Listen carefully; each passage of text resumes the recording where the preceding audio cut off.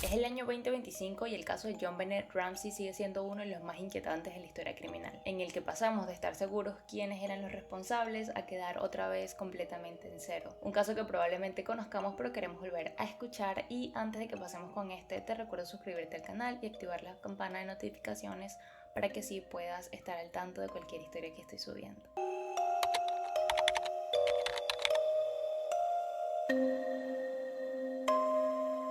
John Bennett Ramsey tenía tan solo 6 años para el momento de los hechos. Era conocido en Colorado, donde residían, pero también a lo largo del país porque esta participaba en distintos concursos de belleza infantil donde le iba bastante bien. Y es que era una niña preciosa y muy llamativa, y muy probablemente esto venga de su madre Patsy, quien era una ex reina de belleza que en su momento dejó su carrera a un lado, por así decirlo, ya que era bastante común que en esta época, cuando se casaban las mujeres, pues se dedicaban al hogar. Fue el caso de Patsy, quien creó una familia junto a John Ramsey, quien era un exitoso empresario y también presidente de una compañía de tecnología. Juntos construyeron lo que parecía ser una hermosa familia. En el año de 1996, diciembre, mes de los hechos, la familia vivía en una amplia casa en la ciudad de Boulder, Colorado. En esta habitaban su hijo Burke, que por el momento tenía 9 años de edad, su hija John Bennett Ramsey, protagonista, quien por el momento tenía 6 años de edad, y pues ambos padres. El 25 de este mes, es decir, la noche de Navidad, toda la familia sale a cenar a casa de amigos y vuelven esa misma noche para dormir. Según sus testimonios, todo parecía normal y llegan a la casa, como les digo, a descansar. Cada uno en sus habitaciones, la pareja de los Ramsey a la que compartían juntos, y los niños cada uno la suya, quienes tenían sus cuartos ubicados en un piso distinto al de sus padres. Y aunque compartían piso, John Bennett tenía uno en una ala de la casa y su hermano Burke en otra ala de la casa. Es decir, la niña dormía en una habitación distinta a la de sus padres, que estaba separada por un piso, y aunque compartía dicho piso con su hermano, sí también estaban separados como por la distancia de algunos pasillos. A las 5:52 de la mañana del día siguiente, es decir, del 26 de diciembre, Patsy llama al 911. 911 emergency. Police. What's going on? 515th Street. What's going on there, ma'am? We have a kidnapping. Hurry, please. Explain to me what's going on, okay? There's a note left and our daughter's gone. A note was left and your daughter is Yeah. gone? How old is your daughter? 6 years old. She's gone. 6 years old. How long ago was this? I don't know. I just found the note. And my daughter's Does it say who took her? What? Does it say who took her? I don't know. There's a ransom note here. It's a ransom note? It says FBTC. Victory. Please. Okay, what's your name? Are you Kathy Ramsey, I'm the mother. Oh my God. Please. Okay, I'm sending an officer over, okay? Please. Do you know how long she's been No, gone? I don't. Please, we just got out. Is she right here? Oh my God, please. Okay, well, There's somebody. I am, honey. Please. Take a deep breath, Please, okay? hurry, hurry, hurry. Patsy, Patsy, Patsy, Patsy.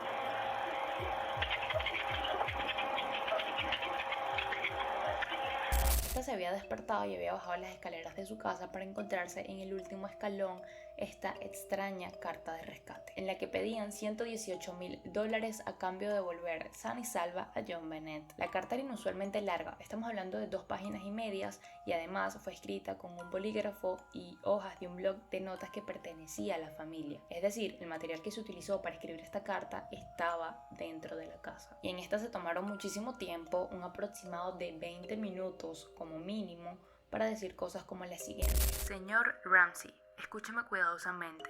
Somos un grupo de individuos que representa a una pequeña facción extranjera.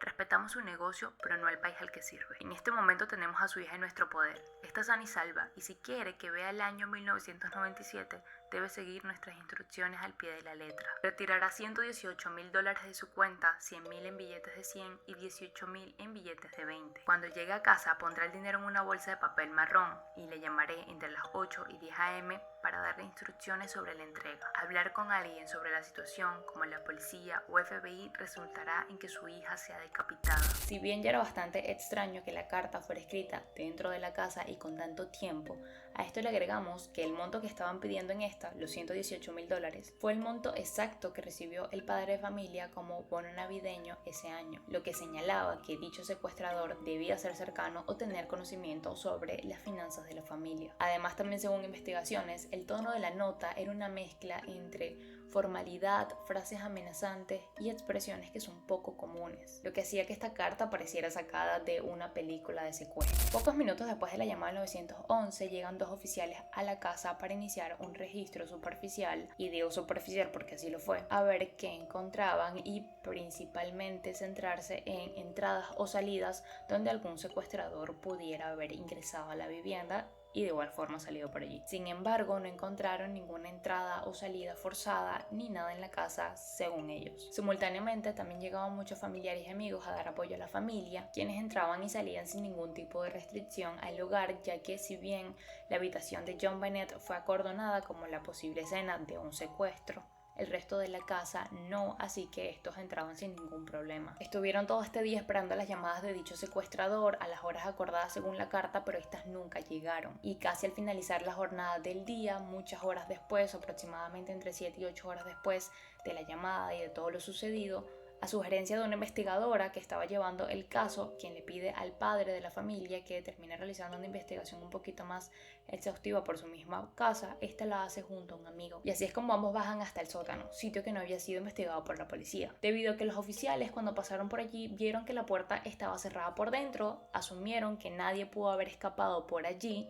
y pues obviaron revisar la habitación. Pero en esta, el padre junto al amigo encuentran el cuerpo de John Bennett, quien estaba boca abajo con un garrote hecho con un cordón de nylon atado al cuello y muñecas, cubierta con una sábana blanca y con una cinta adhesiva en su boca. Según declaraciones del amigo del padre, antes de que éste siquiera destapara la sábana blanca y viera lo que había allí debajo, ya había empezado a gritar desesperadamente, lo cual da un dato bastante sospechoso, o simplemente su intuición habló antes que él. Posteriormente, lo que hace John, el padre, según dentro de toda esta desesperación, es desatarle sus manos y quitarle la cinta de la boca, contaminando por completo la escena del crimen. Pero hablando de dicha escena, esto fue lo que se encontró según la autopsia. Se determinó que la causa de muerte fue asfixia por estrangulamiento asociada con un traumatismo craneal. Estamos hablando de un golpe de al menos unos 20 centímetros. Se reveló que en su estómago habían restos de piña no digeridos, un dato que va a ser bastante importante para las teorías a continuación del caso, así como también presentaba lesiones vaginales,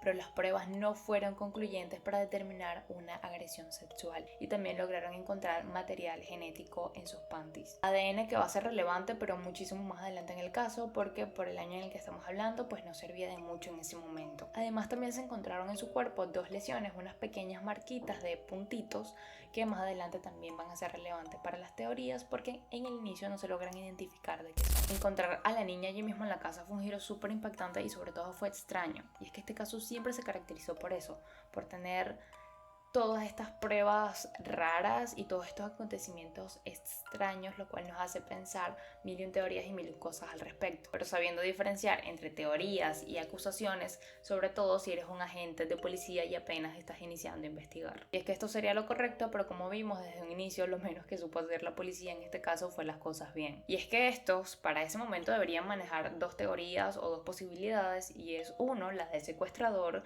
y que realmente hayan intentado secuestrar a la niña y toda esta historia, o dos, que la familia estuviera involucrada por lo muy raro que eran todas las pruebas. Sin embargo, en la policía pasaba que parecía que hubiesen descartado la primera opción y estaban bastante centrados en hacer caer a la familia, pues creían estos eran los responsables. Y si bien que pensaran esto era completamente entendible, lo malo es que involucraron a la prensa en sus sospechas, diciéndoles varias de sus teorías, involucrando a los medios, lo cual sabemos que en la mayoría de casos no termina muy bien, porque la presión mediática termina haciendo que todo se tergiverse, y por otro lado también tapando sus negligencias policiales con culpar a la familia. Y algunos ejemplos de cómo esto sucedió son las siguientes cosas. Les voy a ir nombrando pruebas y cómo estas salían a nivel mediático. En las primeras horas afirmaron que no encontraron huellas de nieve alrededor de la casa, por ende no podía haber algún intruso. Esto lo escuchó un periodista de boca de un policía, lo cual salió en prensa de inmediato, reforzando que claramente el culpable estaba dentro de la casa, pero posteriores investigaciones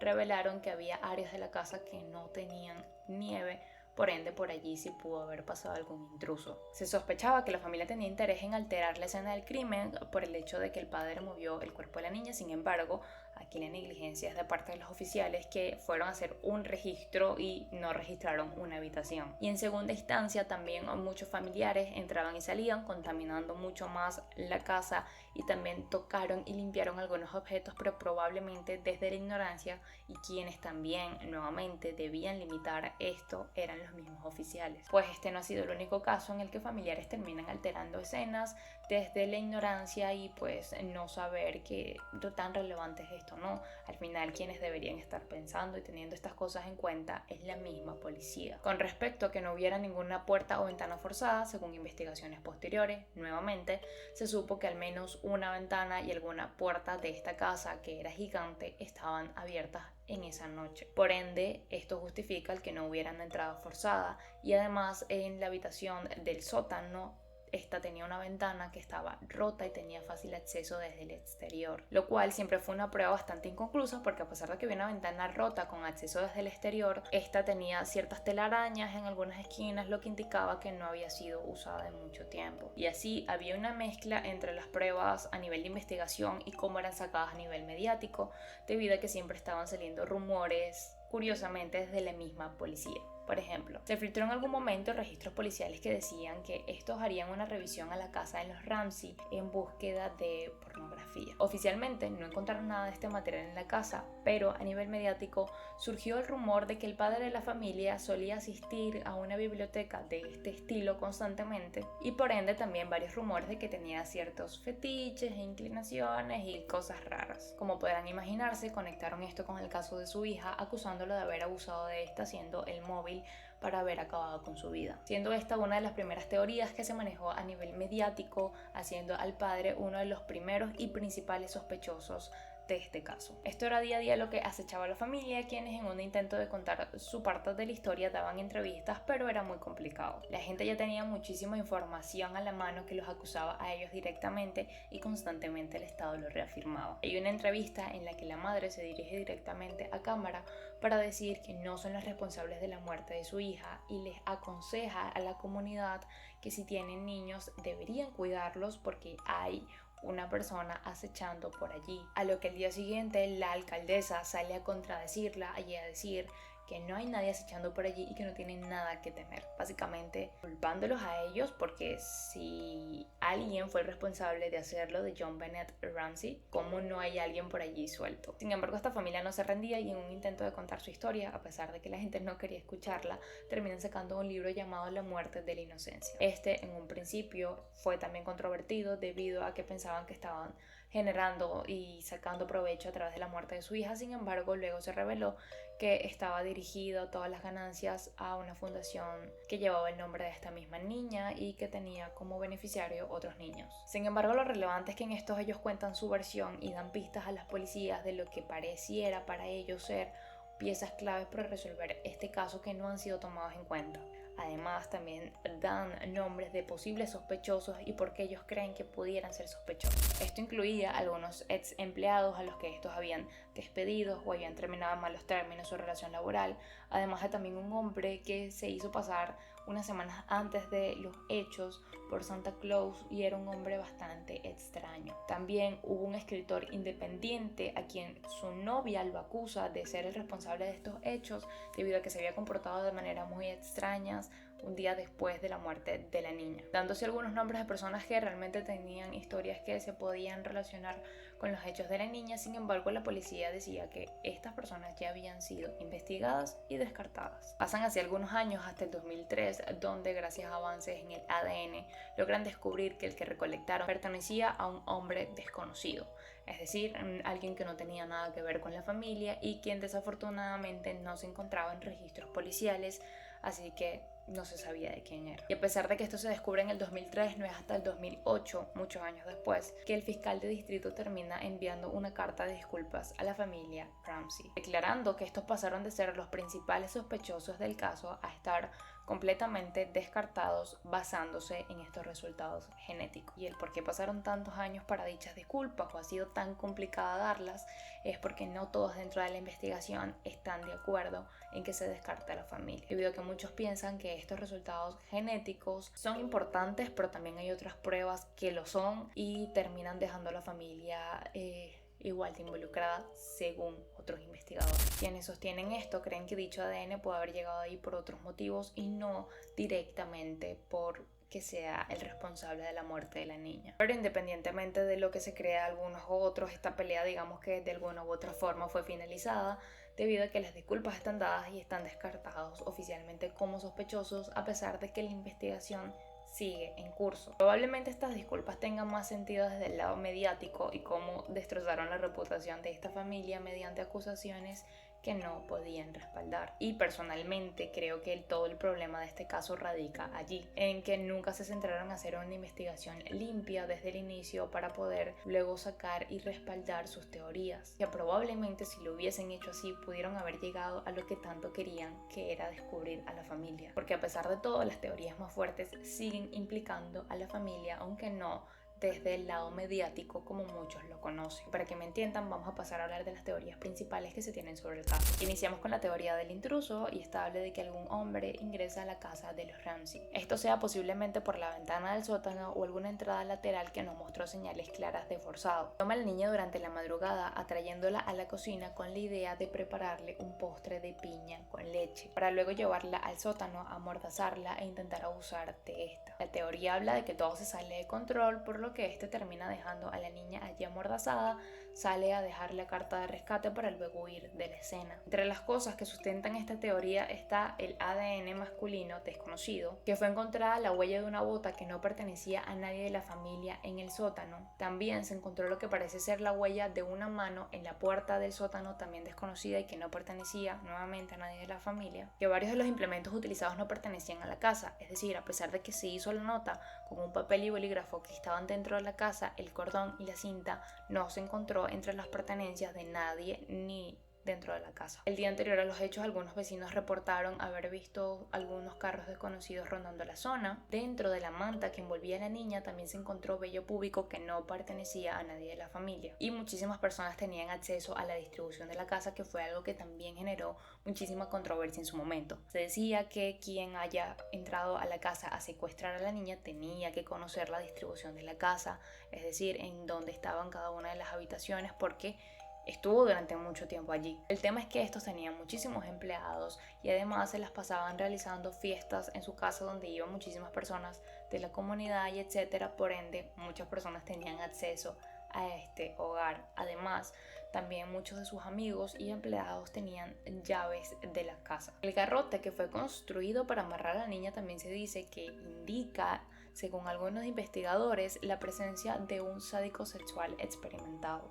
El asesino tenía una fantasía de lo que quería hacer con ese garrote. Esta imagen de la escena muestra cómo se encontró esta maleta debajo de la ventana del sótano y se dice que pudo haber sido utilizada por dicho intruso, ya sea para utilizarla como escalera y salir por allí, o porque allí pretendía llevarse a la niña y realizar todo lo que dejó en la carta escrito del rescate. Sin embargo, se salió nuevamente todo de control, no la pudo guardar allí, no pudo hacer su plan y pues terminó dejando el cuerpo de la niña allí mismo en el sótano. Los protagonistas de dicha teoría del intruso son muchísimos hombres a lo largo de los años que se han visto relacionados con el caso. Sin embargo, todos fueron descartados por la policía, como ya les comenté anteriormente, y no les voy a contar uno por uno porque trato de caracterizarme por darles los casos bien resumidos y ya estoy tratando de hacer todo lo posible con que es larguísimo. El punto es que hubieron muchísimos sospechosos, pero todos fueron descartados y la verdad es que era por pruebas inconclusas. Pero ahora vamos con la familia porque han sido los principales sospechosos durante muchísimos años. Les voy a comentar las teorías en escala de las que yo considero, bueno, no solo yo, también a nivel popular y de investigación, las menos probables a las más probables. y tenemos que iniciar por el padre. Se comentaba que el móvil para este era un tema sexual, el cual fue completamente descartado. Incluso también se llegó a acusar de anteriormente abusar de la niña, pero esto nuevamente fue descartado por el forense que realizó la autopsia de la niña. También se habla de cómo este contaminó la escena, pero también aclaramos que fue un tema de negligencia policial y que pudo haber pasado como un acto de desesperación en el momento. El ADN también terminó ayudándolo porque a pesar de que se encontró ADN masculino no pertenecía a él. Ahora vamos con la de la madre Patsy, quien se dice que harta de que la niña se orinara durante las noches, regañándola por este mismo motivo, termina dándole un mal golpe que propicia su muerte. Pero el tema con esta teoría es que nunca se pudo comprobar ni que la niña se orinara en la cama y tuvieran este problema, o sea, esto nunca se pudo comprobar, ni que Patsy tuviera un historial de agredir a los niños físicamente o en cualquier otro sentido. Lo que sí ayuda a sustentar dicha teoría es que la carta que fue escrita, según investigadores, probablemente fue realizada por una mujer, específicamente una mujer estudiada y con poca experiencia en el tema de secuestro, ya que era bastante improvisada dicha carta. Al hacer el análisis de escritura entre la carta y los miembros de la familia, todos quedaban descartados excepto Patsy, quien siempre quedaba inconcluso. Este examen ellos lo realizaron durante mucho tiempo, es decir, no solo fue uno, fueron varios, en los que ella sí estaba dispuesta a ofrecer otra vez muestras de su caligrafía para tratar de aclarar el tema, pero la verdad es que siempre quedaba como inconcluso, es decir, no se podía ni negar que ella hubiese escrito esta carta, pero tampoco podían afirmarlo, quedando como la mayoría de pruebas de este caso inconcluso. Pero por último vamos con la teoría más fuerte que sigue incluyendo a la familia, pero a Burke. Se especula que ambos niños no tenían buena relación, pero es algo que los padres han negado por completo y nuevamente no hay quien lo pueda confirmar. Sin embargo, hay un suceso ocurrido en 1994, 2 años antes de la muerte de la niña, es decir, cuando esta tenía tan solo 4 añitos. En un verano, mientras ambos niños jugaban, Burke termina golpeando accidentalmente a la niña con un palo de golf en la mandíbula. El tema es que no fue un golpe cualquiera ni fue solamente un accidente menor. La mandíbula de la niña se tuvo que reconstruir con un cirujano. Pero teniendo este temita en cuenta, pasemos al día de los hechos. La teoría habla de que Burke tenía hambre y baja por la madrugada a la cocina, ya sea que haya despertado a su madre primero o haya encontrado a su madre en la cocina, pero ambos bajan y esta le prepara el famoso dulce que tanto le gusta a ambos, tanto a Burke como a la niña, de piña con leche. Burke debía de estar comiéndose su postre, a lo que baja la niña, John Bennett, y en ganas de molestarlo o como juegos de hermanos, quién sabe, termina metiendo su mano para robarle un pedacito de piña, lo que hace molestar a Burke, quien termina tomando esta linterna que se encontró en el mesón de la cocina y propiciándole la fractura en el cráneo que termina causando su muerte. A lo que la madre, al darse cuenta de todo esto, termina pues creando toda esta escena de el secuestro en pro a cuidar que su hijo pues no fuera descubierto. Las principales cosas que avalan esta teoría es que el bowl que contenía piña con leche y fue encontrada en la cocina contenía las huellas de Patsy y de Burke. Ni siquiera tenía las huellas de la niña, lo cual tendría sentido si la niña simplemente metió su mano para robar un pedacito y como tal no tocó el bowl, lo cual es algo súper importante porque ellos la noche anterior habían cenado en casa de amigos y los amigos confirmaron que no habían comido nada que tuviera piña, pero la niña se había consumido esto antes de su deceso y estaba comprobado. Además, hay 2 marcas en el cuerpo de la niña que fueron encontradas en un inicio y se las mencioné de 2 puntitos. Estas se creían que eran las marcas de un taser, pero después de hacer algunas pruebas se dieron cuenta que no coincidían con las marcas de una pistola eléctrica. Pero curiosamente sí coincidían con las marcas de un tren, un juguete que tenía Burke. Este era un tren cuyos rieles, según la investigación, por alguna razón daban y encajaban perfectamente con las marcas que tenía la niña en el cuerpo. Por lo que, continuando con la teoría, después de que Burke la golpea, causando su muerte accidental, asustado y al darse cuenta, le pega con este juguete para ver si reaccionaba. Y a pesar de que sonaba muy loco que el niño de tan solo 9 años pudiera causar una fractura en el cráneo de 20 centímetros, Tras investigaciones se descubrió que sí es posible, debido a que el cráneo de una niña es mucho más débil y pues básicamente sí era posible que la fuerza ejercida por el niño pudiera haberle causado este golpe. Sin embargo, lo que más le da vida a esta teoría y siempre la ha terminado como avivando es la reacción de la familia. Es decir, el hecho de que Patsy haya negado haber preparado ese bowl que se encontró en la cocina con piña con leche, pero que simplemente tenga las huellas de ella y de Burke, es muy raro. Además, toda la reacción del hermano posteriormente también fue de mucha controversia. A este le han realizado, al igual que a la familia, muchísimas entrevistas, pero especialmente la reacción del niño es lo que genera como más confusión. Su primera entrevista realizada fue un año después de la muerte de la niña y este era alguien que ya tenía 10 años, era alguien que plenamente estaba consciente de que su hermana había fallecido y todo lo que le había pasado. Sin embargo, nunca se vio visiblemente afectado por los hechos. Podía hablar del tema con tranquilidad, incluso llegó a hacer descripciones de cómo él pensaba que había muerto su hermana. Hacía muchas cosas que la verdad no todos piensan que un niño normal debería hacer. Para reforzar aún más esto, en el 2006 se le termina realizando una entrevista en la cual se habla otra vez del tema de su hermana y durante toda la entrevista se está riendo. Incluso cuando se le pregunta directamente si mató a su hermana, a lo que él responde que no, pero responde mientras se ríe. Pues aquí se hablan de dos cositas. Una, Burke estaba muy nervioso por la situación y es un tema muy delicado y pues hay gente que esta es su reacción ante los nervios, reírse. O dos, estamos hablando de un psicópata. Pero bueno, probablemente este sea como el caso más extraño que vamos a tener en las historias de casos criminales. Esperemos que en algún momento salga ya sea el dueño de ese ADN que aún no se ha podido encontrar o algo al respecto, porque de resto veo muy difícil que podamos resolver qué pasó con JonBenét Ramsey. A mí particularmente me encanta traer estos casos que ya conocemos, que ya hemos escuchado, pero está bien también recordarlos, así que si a ti también te gusta, házmelo saber acá abajo en comentarios, si quieres algún caso similar también y suscríbete para más.